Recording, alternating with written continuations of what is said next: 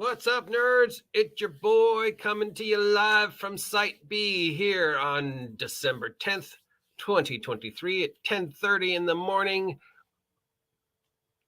Momentary break in the bomb cyclone. I posted on the shorts yesterday what it looked like out my door. For Site B, it's raining. For the rest of the world, it's drizzling. What's going on in the world today? Is there anything going on that does not involve the number one topic that's for the past week and probably for the year to come, OGL 1.1? Well, it appears that an official OGL 1.1 is making the rounds. Apparently, Wizards of the Coast contacted a few creators and sent them at least a version of the OGL and gave them the mandatory sign by the 13th or we go after you. Several lawyers have gone over this who are all far smarter than me. So, of course, before we go any deeper into this wormhole, one, I have to remind you this is a monetized video. So if you don't like seeing commercials in your YouTube, just letting you know. Two, I do have to inform you this is a work of parody, and I am not an attorney. So do not take anything I say as legally binding information. This is simply opinions and me paraphrasing what I am seeing. So, yeah, I have warned you under the creative content warning provided to me by the FCC. There we go. This, as I said, some people received it. We are starting to get the responses from the various industry. So far, with one bizarre exception, I am not aware of anybody on the planet who thinks this is a good thing. Even 5th edition players and Wizards of the Coast staff members are going against this. Staff members over at D&D Beyond are going against this. This affects everybody, not just 5th edition. Wizards of the Coast seems to be determined to be the king of the mountain and not letting anybody else make gaming product for any system. Apparently, D6 systems might be affected by it. Just depends upon how far Wizards wants to go. So yes, some people got this. I can't believe what the people received is the official OGL 1.1 because it's written poorly. It's very condescending. It has a lot of flowery statements in it that are not, conducive to a legally binding contract. So yeah, it reads as if it was written by a snarky teenager, not a professional attorney. I don't know. I'm still waiting to see the official post from Wizards of the Coast if we ever get one, and official responses from the big guys. And we do have some responses from the big guys. We like Pezo and Matt Mercer. So let's see. Crucible 7, who has a 5e adventure coming out, has said the following. We hope everyone had a good weekend. We're sure lots of folks have seen the recent news that there may be a change to the open game license. So we wanted to give you a quick update. If you're not up to speed, you can read the excellent report from Linda Coge here. That's the one that was on Gizmodo. Link down below if you haven't seen it yet.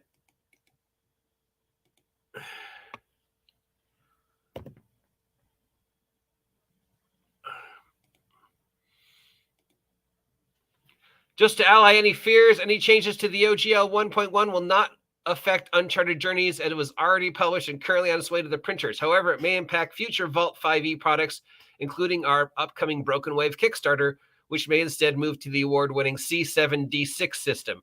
We're keeping a close eye on the situation, and we'll have more information if and when the OGL 1.1 launches. Until then, have a great week. So Crucible 7 we're waiting to see what Wizards of the Coast tells us, and probably we'll be jumping to the award-winning C7D6 system. We'll have to put that one down on the list. I'm making a list of all the OGL open common games that do not fall under this. So if you want to still make product for other companies, I will hopefully have a list by the end of the week, which I'll post. This is just a matter of who this affects. I mean, like, what is it? Does it affect Call of Cthulhu? Does it affect Villains and Vigilantes? Does it affect Palladium Games? Does it affect Bloat Games? That's the big question. Troll Lord Games, as you know, has had a huge 50% off sale on everything that is 5e that they've ever written. If you go to their website or you go to their drive-through, if you want to get any of the stuff they ever wrote for 5e, it's on sale. And as regard to the future products, everything they're making going forward will not have an OGL. The Codex, the Adventure Armory, Dragon's Crucible, more to be later, will not be under the OGL. They already have a system, their Siege Engine, which existed before 5e. In fact, there is some evidence that a lot of the Siege Engine 5e stole. So, Troll Lord Games could be in a position to counter. They went on to say that while they have been a longtime supporter of Wizards of the Coast, they think this is an unnecessarily harsh treatment of the entire tabletop role-playing game. It's an admission of distrust. It's basically kicking everybody who's contributed to Dungeons & Dragons over the past 23 years to the curb. But they are reminding us that they will not sign the OGL nor participate in any way. All their games fall under the Siege Engine and are owned entirely by their parent company. And whatever little pieces they have that are SRD, like Bag of Holding, they will quietly remove and carry on making and publishing games for all of us to play. So Troll Lords seems to be one of the companies to get behind if you want to keep making product and playing, D&D-esque games. Remember, Castles and Crusades is considered by many to be the last legacy of Gary Gygax. His sons have even said so. So, looks like we have some comments. Blah. How are you today? Miserable weather. Yes, as you know, Site B is under a bomb cyclone. Obviously, Northern California is getting hit way worse than I am, but we are under a flood warning. Thank you for asking. Wizards of the Coast is taking decades of goodwills and creativity and dumping it over for $1. Well, there's one individual out there who disagrees with you, but yeah, I think Wizards of the Coast has completely forgotten that they would not exist right now if not for the rest of the world contributing to the hobby. 90% of their employees are, pay to work outside contractors who now are being told you can't do anything. So yeah. Kobold Press, we're getting their own. We'll get to that in a second. They are on the list. So yeah. Here is what Matt Colville said. He is currently producing a 5e book. He has taken advice on counsel, and he does not think this stuff affects the development of his current 5e book. Mr. Colville, if you've read the OGL 1.1 and you continue to release this product under 5e, you are aware that anything you make, Wizards of the Coast can and will claim ownership of, take 25% or more of, and then reprint it for free without giving you a dime because they claim they own anything written under the OGL. So if Matt Colville is bending a knee to 5e, at least for this book, he has to deal with the consequences. As for the future, he's saying wait and see.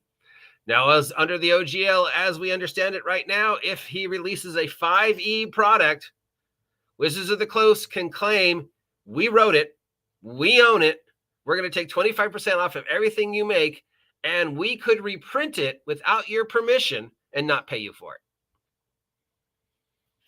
Monty Cook Games, who helped create the original OGL and was one of the founding fathers of D&D 3 and 3.5, he's saying his system, the Cypher system, is now open license. He has to, of course, remove the OGL from the stuff he's worked.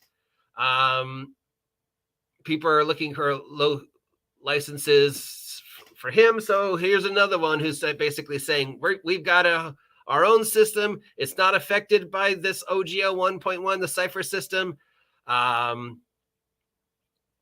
You can still make stuff for it. We're going to remove anything that's in our current stuff and reprint it without any SRD OGL stuff.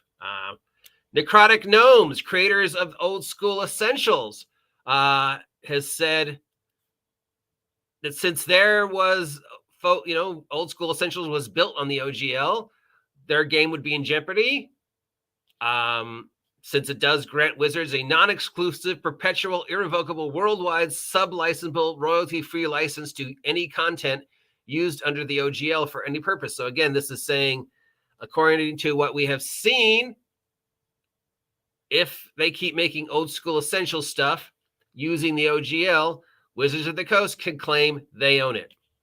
So they will be making various contingency plans in anticipation of the official release of the new OGL. Once the official release happens and they've had time to fully digest it, they will announce any possible alterations to their publication schedule. So yeah, they're probably going to have to rewrite old school essentials or take a knee or, shut down. That could be the end for Necrotic Gnome and old school essentials, which would suck. Basic Fantasy RPG, who, is the $5 OGL D20 fantasy game you can get. I have a copy of it. I've already signed up to kickstart the 4th edition. So Chris over at Basic Fantasy has said, you know what? It doesn't matter what Hasbro says or not. It doesn't matter if it will stand up in court or not. It is an attempt to invalidate anybody who has created stuff over the past 23 years, and it's an essential threat to the hobby. So they're going to excise the OGL. So Basic Fantasy 4 will not use the OGL, will not use anything that Wizards of the Coast can claim is theirs. Warhammer Fantasy Role-Play going to start growing again. Well, unless Wizards of the Coast says, oh, you use stats we use. I don't know, man. Depends how far Wizards of the Coast wants to go down this rabbit hole, right? I mean, does your system use strength, dex, con, intelligence, wisdom, charisma, initiative? Or are those all things that Wizards of the Coast can say, that's ours? I mean, there are games miles away from the D20 market who use ideas like that.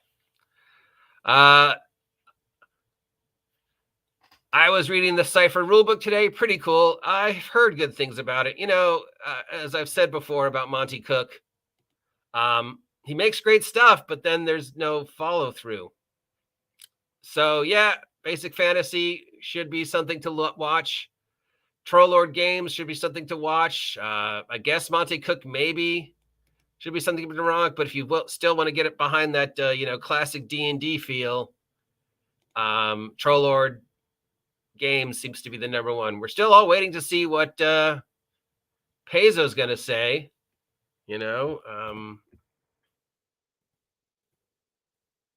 because they're probably the number one company that's affected by this, and so far they have remained quiet. Labyrinth Lord.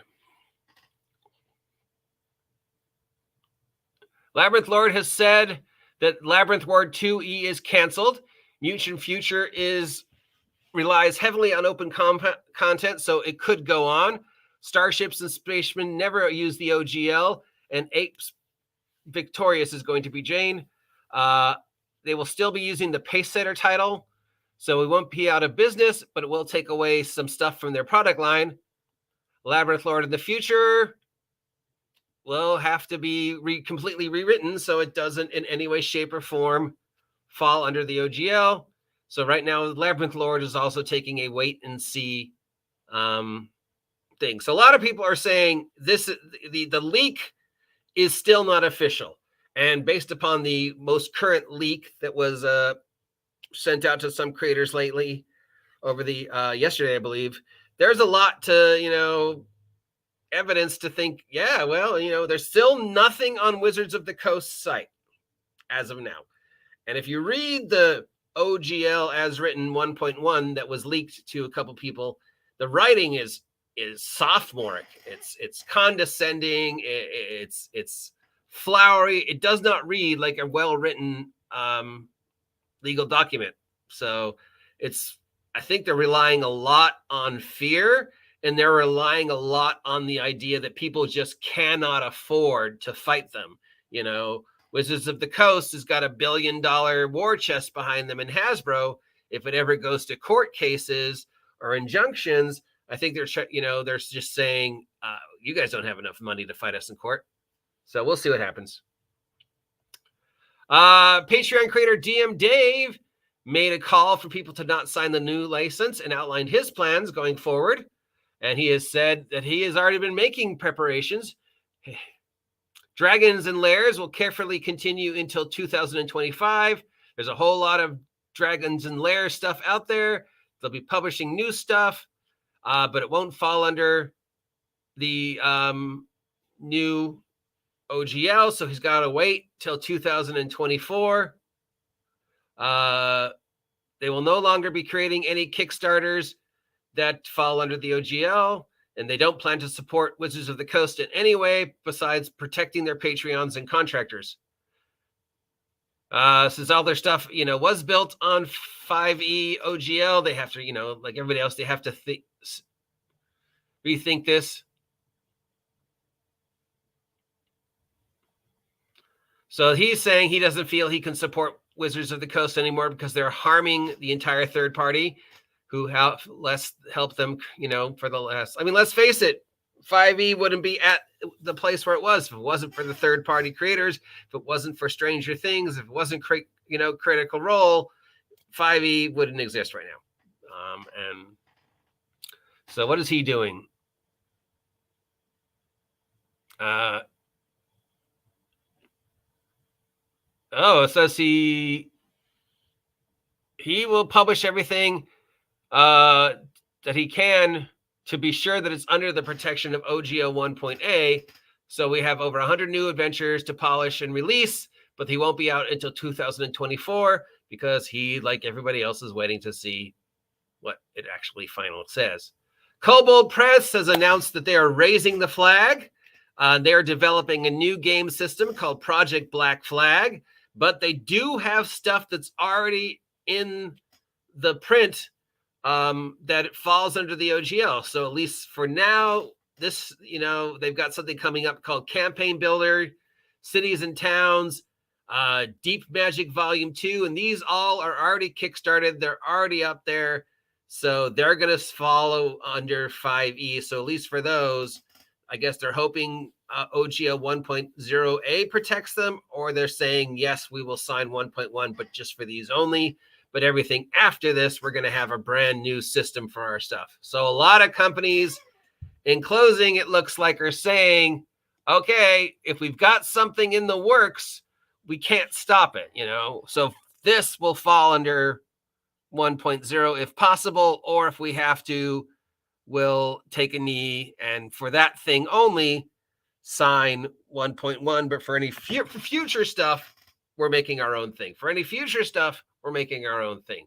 Right now, we're just going to sit and wait and see what the final thing is, because supposedly the 13th is the day, even though the Wizards of the Coast NDA expired on the 4th. They haven't released anything other than these leaks. Now, when the leaks first started circulating, and people were like, oh, they leaked it. And there is some evidence to support this. That's not an unusual practice. It's a time-honored practice in the industry. You secretly release something that's just unbelievably garbagely awful. Then a couple of days later, you say, oh, that is from a disgruntled employee. That leak does not represent what we're actually thinking. Here's what we actually intended to say.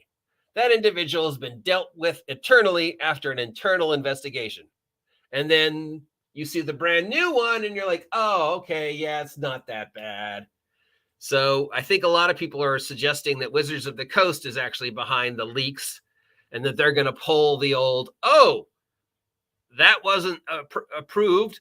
That was, the result of an internal individual who had a brief against us. We conducted an investigation. That individual has been taken care of. Here's the brand new OGL, which goes to take effect supposedly on the 13th, and then gives everybody 30 days to change or, sign up or die. Yeah. So, but again, not a lawyer, not an attorney. So do not take anything I say as factual or legally binding. This is simply me reading what I'm reading and then trying to respond in the language I understand based upon my many years working in the industry and many years working for big box retails and many years just under, living in the most capitalistic state in the Union, California. Blah. Hey, okay, so that's all the news we have right now for OGL on Tuesday. I didn't think I was going to talk about this today.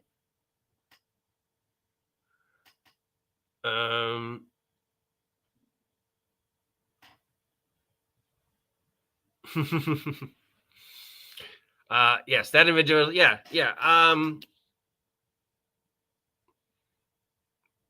We can just go back as recently as Marvel. Okay, leaks of scripts, which you either blame on Tom Holland or somebody within Marvel or Disney leaked a script, leaked footage.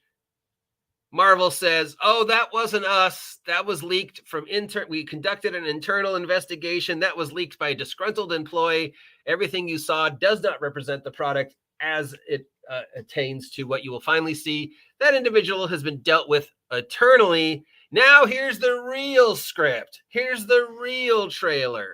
You know, it's the Tom Holland defense, but even before Tom Holland, that same stuff has been going around forever. So there is some circumstantial evidence that Wizards of the Coast could have made the leak. As for the individuals who received the official OGL yesterday, I think they are saying they got it in the mail around 3:00 Tuesday, Sunday night, Monday morning. It's like 20 pages. It is written by, it looks like it was written by a disgruntled, snarky 17-year-old. The language is just, is this a legally binding document? I mean, it's just not written like a legally binding document. It's written by, like, it's a snarky thing. Anyways, in regards to legally binding documents, there are petitions floating around, which I'll post a link down below. There are open letters floating around that I'll post a link down below. There are links to multiple people who are, standing up against this, including myself, and saying, no, Wizards of the Coast, please do not do this. You're affecting the livelihood of everybody. In regards to the upcoming D&D movie and the D&D TV show, where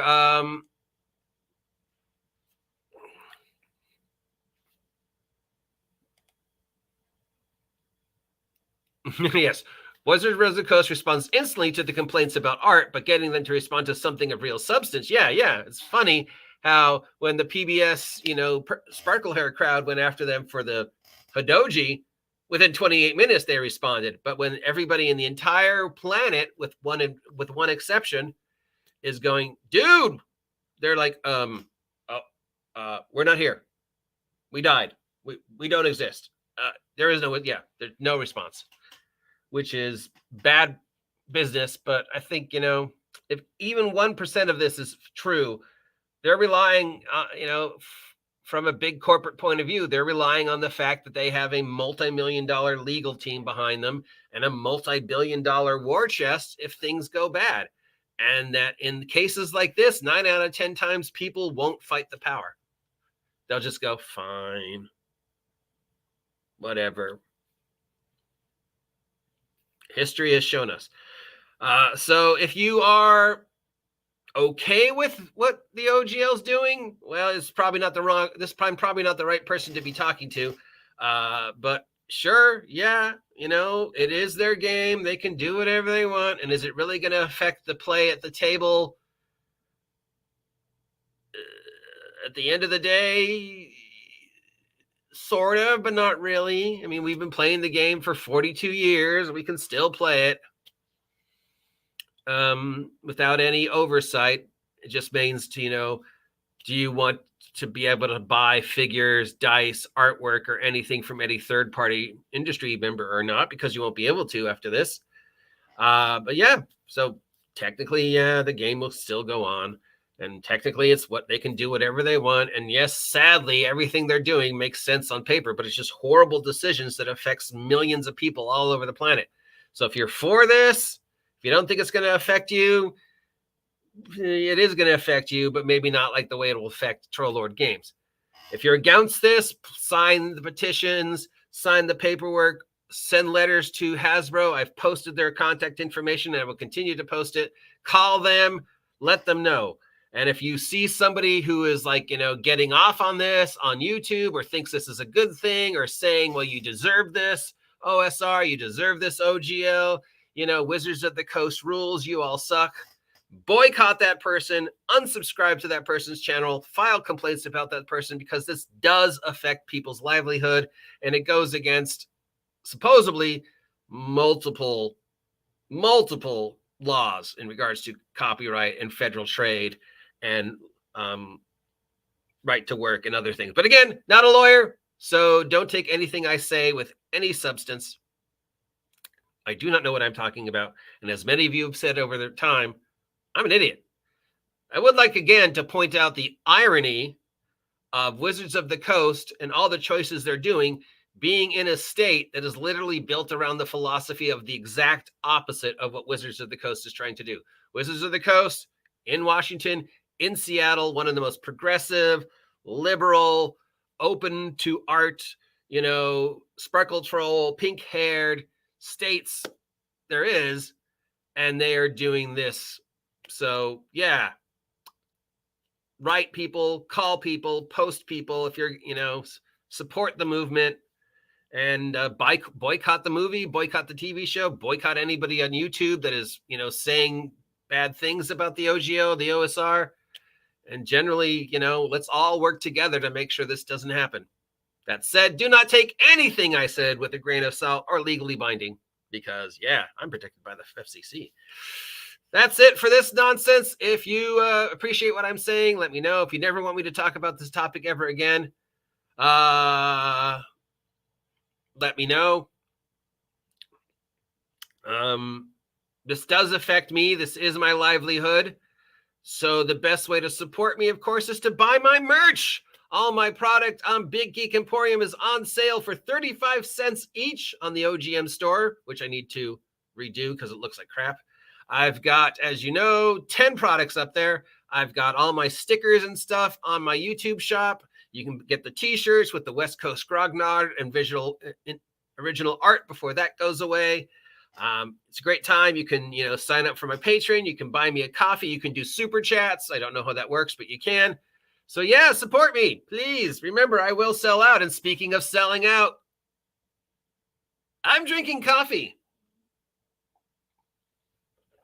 But not just any coffee. Oh no, this is sponsored coffee. This is Kuso coffee, vanilla cinnamon. It is amazing. And as you guys know, if you've been following me for the past 5 years, I drink soda. I drink a lot of soda. So for me to stop drinking soda and start drinking coffee, which up to now I pretty much don't drink, you gotta know it's a really good coffee. So yes, locally grown, locally sourced, cold pressed. They come in cute little packs that you can slide into your pocket, and you would think, oh, instant coffee tastes like crap, dude. But no, just hot water, cold water, whatever you want, mix it up, let it sit for a second. It's great. I'm drinking it right now. It's amazing. So if you want to get 25% off your first shipment of Kuso coffee, use my link down below and let them know the OGGM sent you. And what's this? There's a tweet from D&D Beyond. I know that several former members of the staff at D&D Beyond are against it, but no, I haven't seen the tweet. Let's go to D&D Beyond.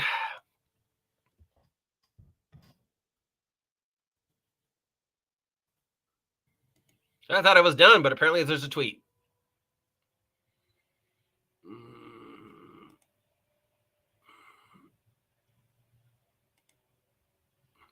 Nope, let's go to Twitter.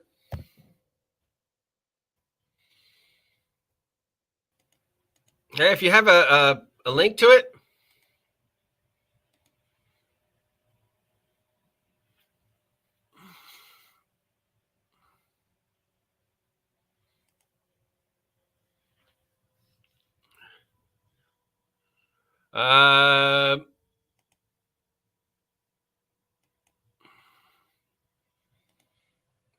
ENDEY.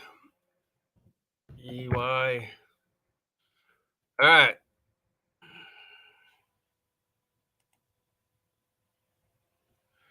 There's a tweet from December 6th about Takit Dragonlance. There's one from 53 minutes ago that says, we know you have questions about the OGL and we will be sharing more soon. Thank you for your patience. And that's it. So they will be making a tweet saying, well, I mean, come on, you're owned by Hasbro, Wizards of the Coast, D&D Beyond. Even if members of your staff are against this, you're going to have to do whatever they tell you to do. You sold out. You let them buy you. They have complete control of whatever you do. Hey, you know who does stuff that's supported on D&D Beyond? Matt Mercer. Matt Mercer, you need to stand up and say something, buddy. I think the entire industry is sort of looking at you and Paizo. We already know Trollord Games has made their statement. The next one who needs to stand up is probably Green Ronin, because they got Mutants and Masterminds, and that's one of the most successful OGL games, I think, ever. Anyways, I don't know if you got anything you want to say. Let me know. They're still waiting on how legal is planning to respond to the outrage. Thanks, James. Yeah. I